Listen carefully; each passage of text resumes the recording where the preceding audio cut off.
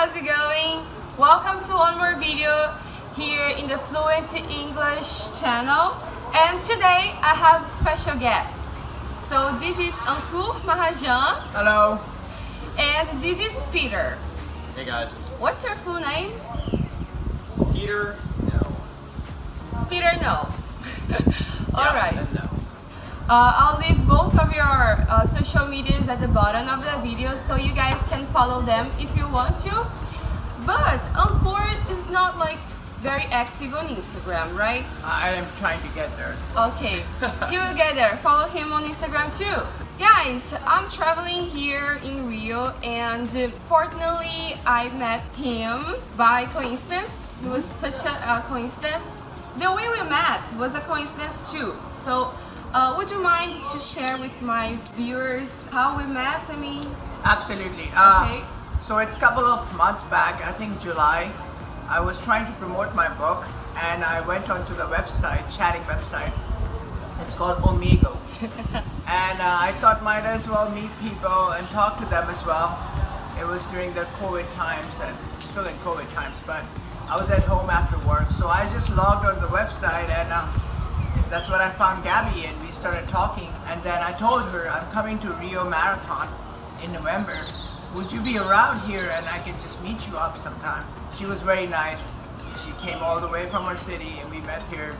We lived in the hostel, met many people, and that's how we know each other now. so I was like, why not come to Rio and meet a stranger? The first idea was to get a hotel book, but I was too afraid to be in a hotel room with a stranger that I didn't know at all. I could get murdered, I could get killed, I could get raped, or all of those things together. And that's when I gave Ankur the idea. Why can't we just book a place at a hostel? Because there are usually more people at a hostel and it would be way difficult for you to kill me if we do that. Thank you. Well, I think it's understandable. I'm Absolutely. a woman, I need to take care of myself. Anyways, how about you? How have we met? Met several nights ago.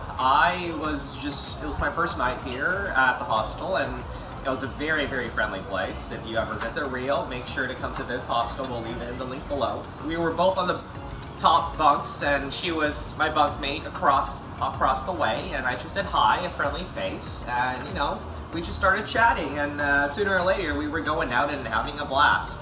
We got drunk together, sang karaoke together, so it's been a great time here in Rio. That has been the greatest experience, the karaoke music bar. We sang I Want It That Way by Backstreet Boys. I'll leave here some pictures of this day. It was great. It was great. I didn't ask where are you from, guys. I should have asked this at the beginning. I'm sorry.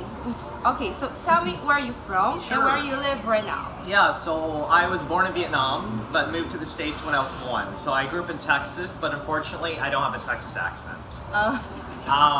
That right now I'm living right outside of Chicago, and it's a great city.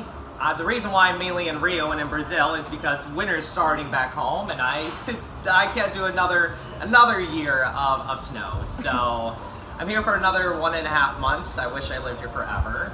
I but can't it's how believe they it. go. I wish I could see snow. I've never seen snow before. The first time I see snow, I'm sure I'm gonna just lay on that floor and do an snow angel. I will look like a kid, but I won't Yeah. care at all. Yeah. Alright, so how about you, Uncle? Where are you from and where do you live right now? Absolutely. I was born in Delhi, India. That's what my hometown is. I grew up there, and when I was late teen, I moved to the US for my studies. And since then, I've been living other places. But currently, since last 4 years, I've been in the capital city of Canada. It's called Ottawa, and that's Okay. where I am right now. What do you do for a living in there?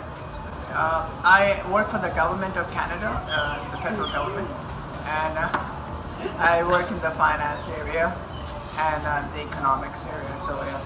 This was so useful. It's so useful to have a math guy in your group when you're going out. For example, yesterday we were trying to split the bill at the bar we were, and it was hard to do all the math and etc. He was like, you know what, get me this bill.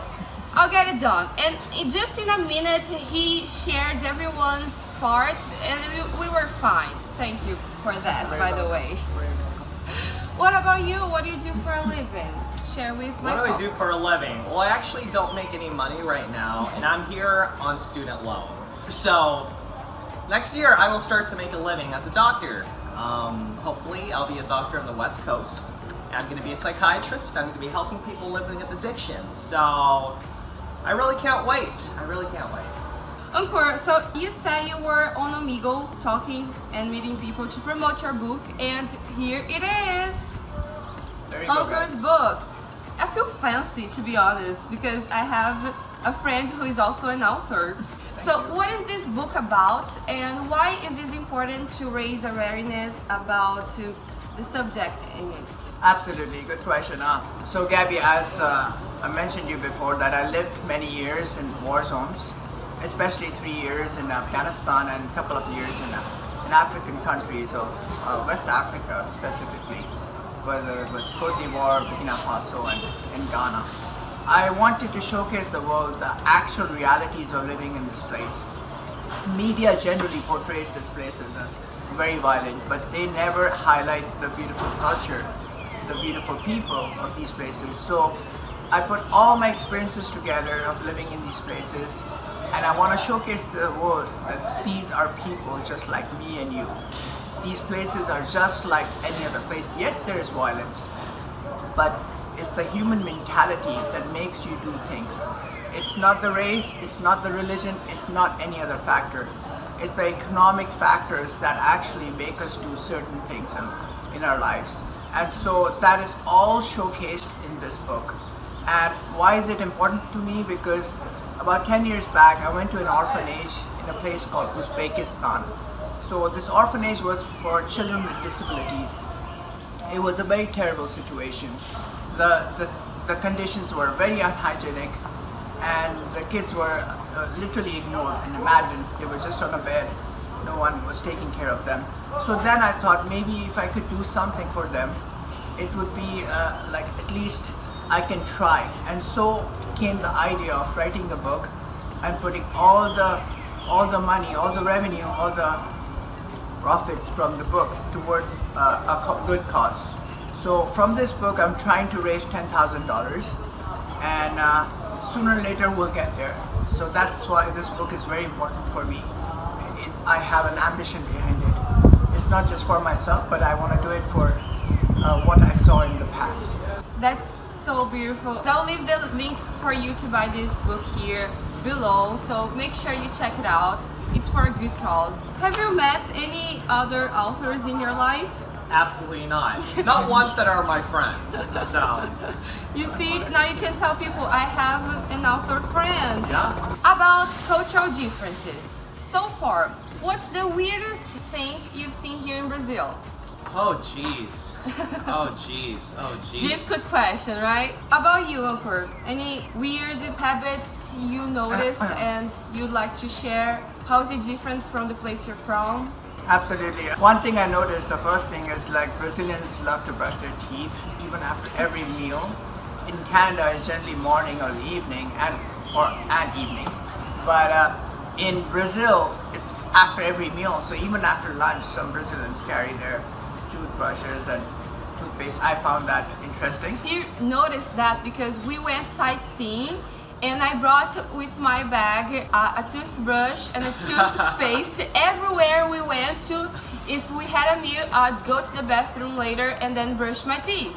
And he was like, oh, do you do this like all the time after each meal? And I was like, after the main meals at least. After lunch, breakfast, dinner.